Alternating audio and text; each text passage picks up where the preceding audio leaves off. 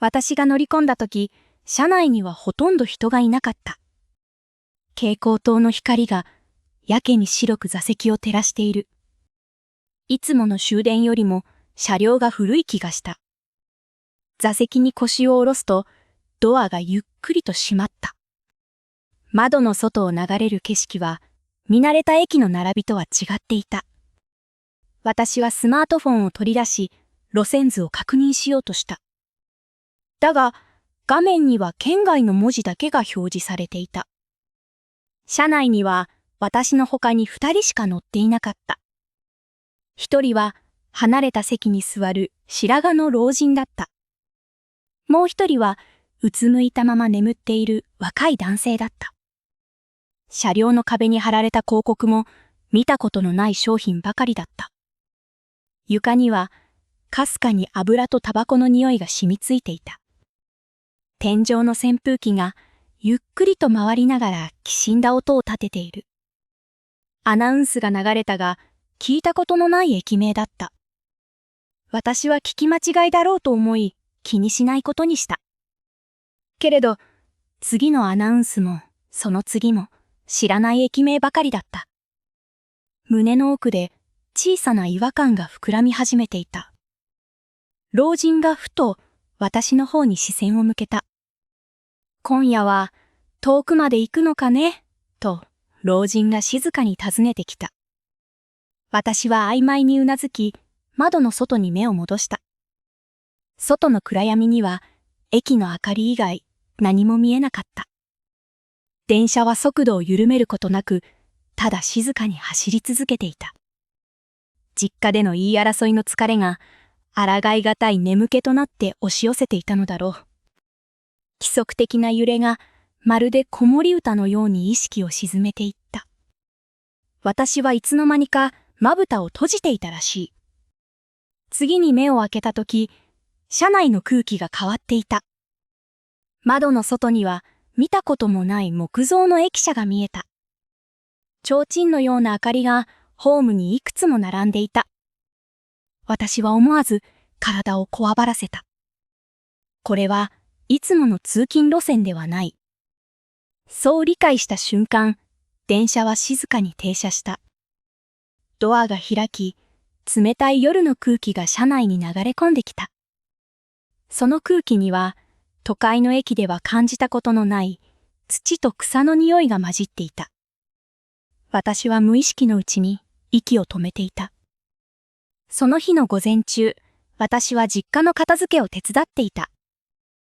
両親が家を売り、小さなマンションに引っ越すと決めたからだった。築30年を超えるその家には、家族の歴史がそのまま積み重なっていた。古い写真、子供の頃に描いた絵、症状の類まで、あらゆるものが箱に詰め込まれていく。父は古い段ボール箱をいくつも運び出しては、迷いなく処分していった。私はその中の一つに、見覚えのあるカセットテープの束を見つけた。私が段ボール箱を覗き込み、これ、捨てちゃうのと尋ねると、父は一瞬だけ手を止めた。もう聞かないものだとだけ言うと、父は箱ごとゴミ袋に入れてしまった。父のあまりにそっけない態度に、私は苛立ちを覚えずにはいられなかった。父は昔から多くを語らない人だった。ただ、若い頃に小さな店を経営していたことは母から聞いて知っていた。その店は私が生まれる前に潰れてしまったらしい。子供の頃、押し入れの奥で一枚のポスターを見つけたことがある。色あせたそのポスターには小さなライブハウスの案内と父の名前らしき文字が印刷されていた。これ、お父さんの？と尋ねると、父はポスターを静かに取り上げ、押し入れの奥にしまい直した。それ以上、何も説明してはくれなかった。それ以来、父は音楽の話も、昔の話も一切しなくなった。私はずっと、父を覇気のない人だと思って育ってきた。夢を諦め、ただ毎日を淡々と過ごすだけの人だと。その日も片付けをめぐって父と言い争いになった。私が強い口調で、どうしてそんなに簡単に全部捨てられるのと問い詰めたにもかかわらず、父は困ったような顔をしただけで何も答えなかった。何も答えない父に、私は苛立ちを抑えられなかった。母がその場を取りなそうとしたが、私はもう聞く耳を持てなかった。別にいいけど、と私は投げやりに言い残し、荷物をまとめ始めた。父は最後までこちらを見ようとはしなかった。結局、夕方には実家を飛び出すようにして駅へ向かった。いつもの電車に乗り遅れ、仕方なく次の便を待った。疲れと苛立ちで頭の中がずっと重かった。半年前、私は挑戦的な新規プロジェクトへの移動を打診されたことがあった。けれど、失敗した時の自分を想像すると怖くなり、結局その話を断らざるを得なかった。上司は残念そうな顔をしていたが、私はほっとしている自分もどこかにいた。仕事でも私はいつも安全な選択ばかりを選んできた。挑戦して失敗するくらいなら、最初から望まない方がいい。そう思うようになったのはいつからだろう。もしかしたら父の背中を見てきたせいかもしれない。そんなことを考えながら、私は見覚えのない駅のホームの前に一歩踏み出した。ホームに降り立った瞬間、生ぬるい夏の夜風が頬を撫でた。看板には見慣れない書体で塩見駅と書かれていた。塩見という地名には聞き覚えがあった。父の生まれ育った町の名前だった。けれど、目の前の景色は私の知る塩見町とはまるで違っていた。駅前には色あせたネオンの看板がいくつも並んでいた。喫茶店の窓から聞いたことのない歌謡曲が漏れ聞こえてくる。公衆電話ボックスの前で若い女性が誰かと長話をしていた。道行く人々の服装もどこか懐かしい雰囲気をまとっていた。自転車の荷台に乗った子供たちが笑い声を上げながら通り過ぎていった。どこかの家の窓から扇風機の回る音がかすかに漏れ聞こえてくる。夜店らしき屋台の明かりが通りの向こうにポツンと灯っていた。屋台の店主が威勢のいい声で何かを呼び込んでいた。その声のトーンさえ今とはどこか違う響きを持っていた。私は思わず聞き覚えのあるはずのない懐かしさを覚えた。甘い綿菓子の匂いが風に乗って漂ってきた。私は導かれるように駅前の通りを歩き始めた。振り返ると電車はまだホームに止まったままだった。車内にはあの老人の姿が小さく見えた。私は深呼吸をしてもう少しだけ歩いてみることにした。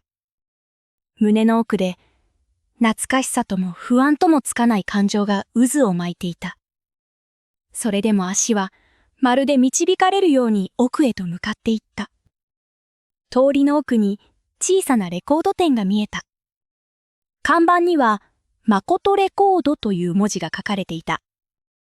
誠という名前に心臓が小さく跳ねた。それは父の名前と同じだった。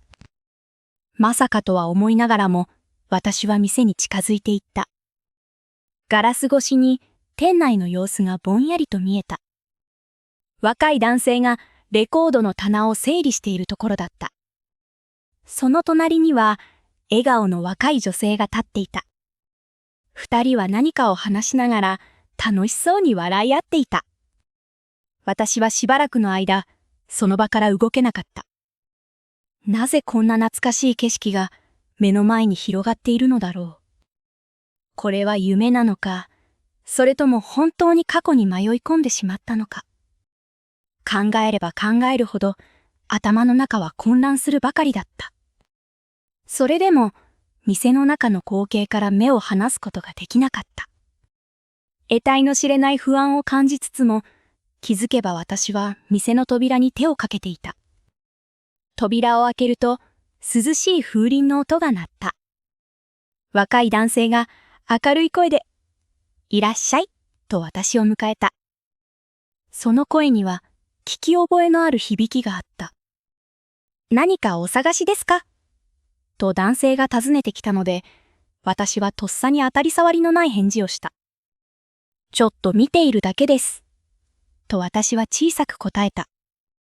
男性は快くうなずき、また作業に戻った。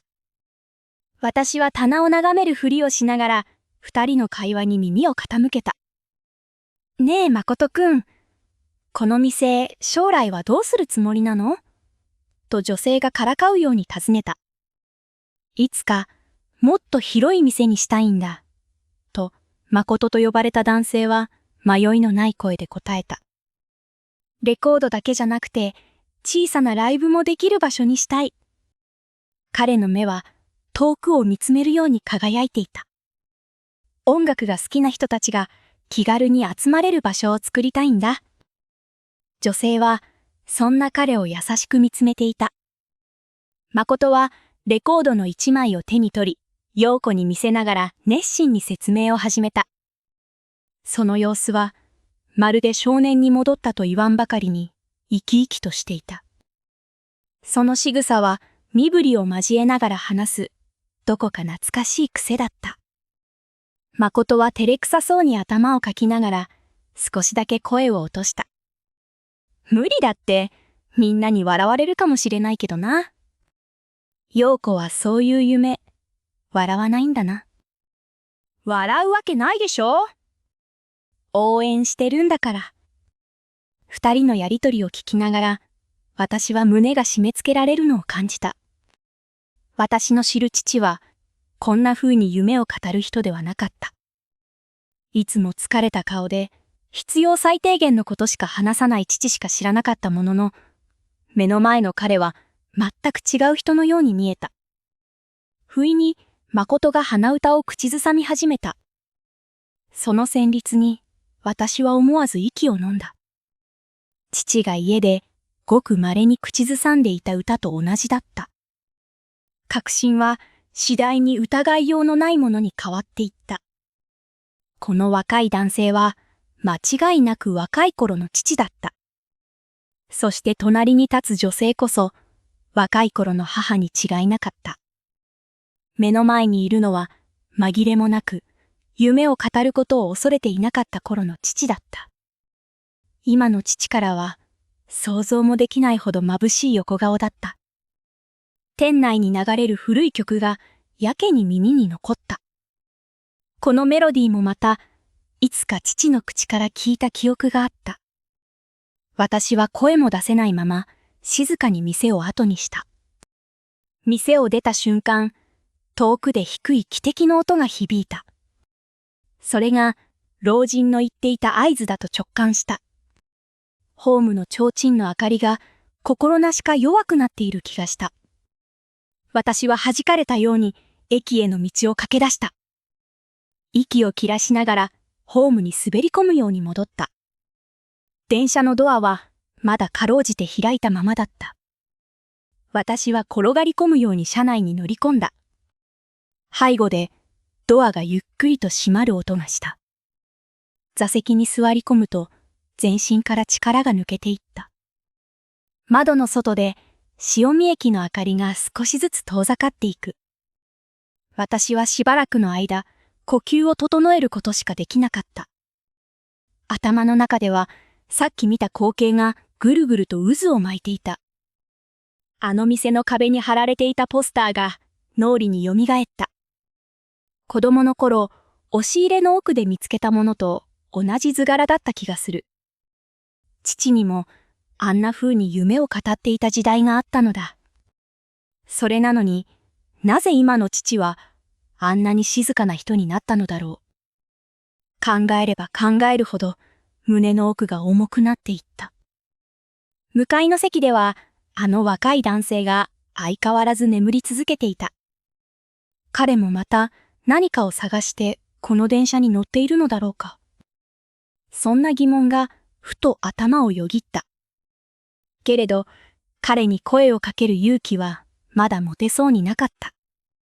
車窓に映る自分の顔がいつもより不安げに見えた。老人は何も言わずに窓の外を眺めていた。私はその横顔に声をかけるべきか迷っていた。沈黙の中、電車の走行音だけが車内に響いていた。私はやがて勇気を出して口を開いた。さっきの駅で見たものは本当に過去なんでしょうか？老人はゆっくりとこちらを振り向いた。この電車は行き先を選べるようなものじゃないんだよ。と老人は静かに言った。乗った者が本当に見なければならない場所に連れて行ってくれる。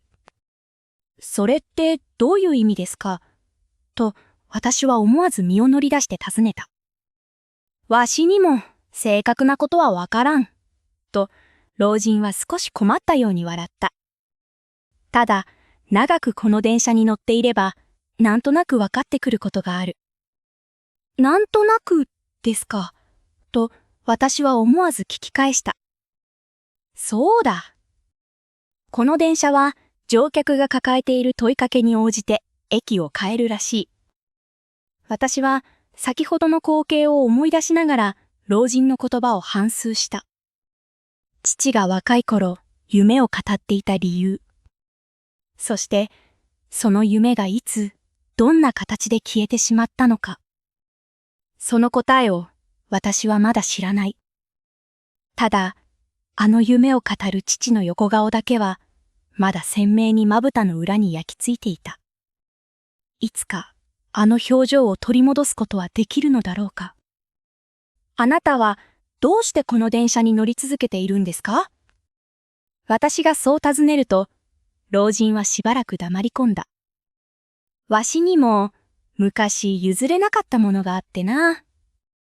もう随分と長い間、それに決着をつけられずにいた。老人の目は遠い記憶をたどるように細められていた。けれど、最近になってようやく少しずつ分かってきた気がするんだ。老人の声には長い年月をかけてようやくたどり着いたものだけが持つ静かな重みがあった。私はそれ以上何も聞けなくなってしまった。それ以上、老人は多くを語らなかった。とはいえ、その沈黙は拒絶ではなく、言葉を選んでいるだけのように感じられた。車内に再びアナウンスが響いた。今度は、さらに聞き覚えのない駅名だった。窓の外の景色が、また少しずつ変わり始めていた。建物の輪郭が消え、代わりに深い闇と木々の影が見えてきた。遠くに小さな明かりがポツポツと灯り始めた。それは電灯とは明らかに違う揺らめくような明かりだった。虫の鳴き声が遠くから重なるように響いてくる。提灯を手にした人影がホームらしき場所に立っていた。その人影は着物姿の若い男性だった。電車は静かに速度を落としていった。次は少し勇気がいるかもしれん。と老人が小さくつぶやいた。ホームに降り立つと、そこはもう駅と呼べる場所ではなかった。土の道が暗闇の中に細く伸びている。かすかに井戸端から水を汲む音が聞こえてくる。軒先に吊るされた提灯が風に揺れて小さな音を立てていた。遠くの家から三味線の音色がぽつりぽつりと漏れ聞こえてきた。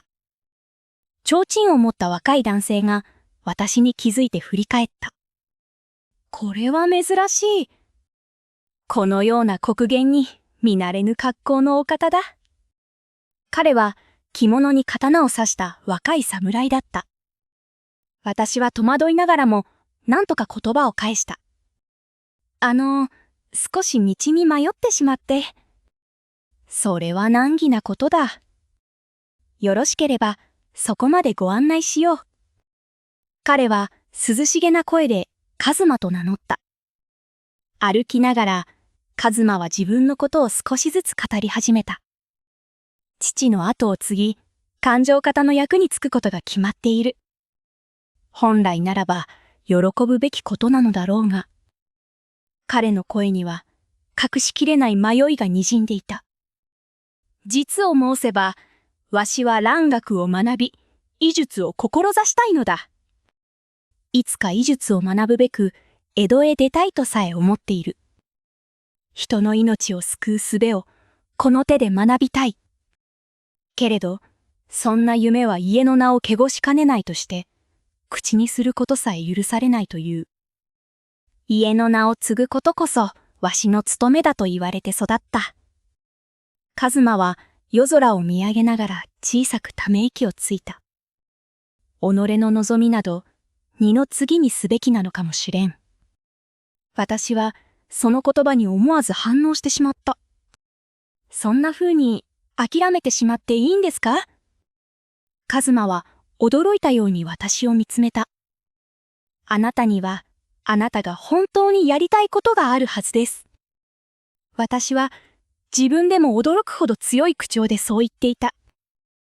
それを黙って諦めたら、きっと一生、心のどこかに残り続けます。私の脳裏にレコード店で見た父の姿が浮かんでいた。夢を語っていたあの若い父は、もういない。今の父の静けさの中に、あの日消えた夢の名残があるのだと、私は初めて気づいた。それは、あなた自身の話でもあるようだ。一馬が静かにそう指摘した。私は思わず言葉に詰まった。わしにも正直まだ答えは出せぬ。一馬はしばらくの間、黙って夜空を見上げていた。やがて絞り出すような声でつぶやいた。わしも本当は分かっていたのかもしれん。一馬はそっと拳を握りしめた。されど、今すぐにすべてを変えることはかなわぬ。まずは、己の中でこの迷いにきちんと向き合ってみようと思う。けれど、あなたの言葉は心のどこかに留めておこうと思う。遠くで低い汽笛の音が響き始めた。どうやらそろそろお別れのようだ。一馬は提灯をこちらに掲げ、道を照らしてくれた。その言葉、無駄にはせぬ。私は深く頭を下げ、駅の方向へと歩き出した。提灯の明かりを頼りに、私は暗い道を急いだ。汽笛の音が次第に大きくなっていく。息を切らしながら、ようやくホームらしき場所にたどり着いた。電車のドアは今にも閉まりそうなほど狭くなっていた。私はなんとかその隙間に身を滑り込ませた。ドアが閉まると同時に電車はゆっくりと動き出した。座席に座り込み、私は大きく息を吐いた。ふと老人が座っていた席に目を向けた。そこには誰の姿もなかった。向かいの席の若い男性もいつの間にか姿を消していた。車内には私一人だけが残されていた。窓の外の景色は再びゆっくりと移り変わり始めていた。闇の色が薄れ、遠くに現代的な街の明かりが見え始めた。私は老人の言葉を思い返していた。長くこの電車に乗っていれば、なんとなく分かってくることがある。彼もまた自分なりの答えにようやくたどり着いたのかもしれない。そう考えると、不思議と寂しさよりも安堵の気持ちが勝った。人はきっと自分の抱える問いに自分のタイミングでしか向き合えないのだろう。老人の背中を見送るように、私は静かにそう思った。一馬の言葉も私の中で静かに響き続けていた。それはあなた自身の話でもあるようだ。私はその言葉の通り、ずっと父の沈黙を諦めの証だと決めつけていた。けれど本当は、まだ何も知らなかっただけなのかもしれない。夢を諦めた理由も、その夢をどんな思いで手放したのかも。私は、それを一度も父に尋ねたことがなかった。知ろうとすることさえ、これまで避けてきたのかもしれない。その事実に気づいた瞬間、胸の奥が小さく痛んだ。もう、これ以上目をそらすわけにはいかない。車内アナウンスが聞き覚えのある駅名を告げた。それは、私がいつも利用している駅だった。電車は静かに速度を落とし、見慣れたホームへと滑り込んでいった。ドアが開くと、いつもの夜の街の匂いが車内に流れ込んできた。私は、ゆっくりとホームに降り立った。振り返ると、電車はすでに動き出していた。窓の外を確認したが、車内には誰の姿も見えなかった。まるで、最初から誰も乗っていなかったかのようだった。電車が闇の中へ消えていくのを、私はしばらく見送っていた。改札を抜けると、いつもの見慣れた駅前の景色が広がっていた。スマートフォンを確認すると、時刻はさほど進んでいなかった。けれど、私の中では確かに何かが変わっていた。自宅に帰る道すがら、私はずっと父のことを考えていた。あの夜、なぜ父があんなに簡単にカセットテープを手放したのか。その答えを私はまだ知らない。けれど、それを知りたいと思う気持ちだけははっきりとあった。数日後、私は再び実家を訪れた。父は庭先で古びた自転車の手入れをしていた。油の匂いがあたりにかすかに漂っていた。父の手つきはいつになく丁寧で、どこか楽しげにも見えた。私が、お父さんと声をかけると、父は顔を上げた。父の額には、うっすらと汗が浮かんでいた。その姿は、記憶の中の若い父の面影と、どこか重なって見えた。あのカセットテープ、本当に全部捨てちゃったの。父は少し驚いたような顔をした。一本だけまだ手元に残してある。父は作業の手を止め、家の中へと入っていった。しばらくして色あせた一本のカセットテープを持って戻ってきた。これだけはどうしても捨てられなかった。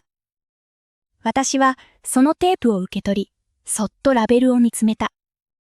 そこには色あせた文字で外レコードと書かれていた。お父さん、昔お店をやってたんだよね。父は少しの間黙り込み、それから小さくうなずいた。もう随分と昔の話になる。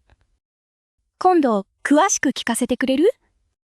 父は驚いたように私を見つめ、それから、ああ、いつでも、と静かに微笑んだ。その微笑みは、あの夜レコード店で見た若い父の笑顔とどこか重なって見えた。いつかあのカセットテープを一緒に聴く日が来るかもしれない。そんな未来を私は初めて素直に思い描くことができた。潮見の夜風が二人の間を静かに吹き抜けていった。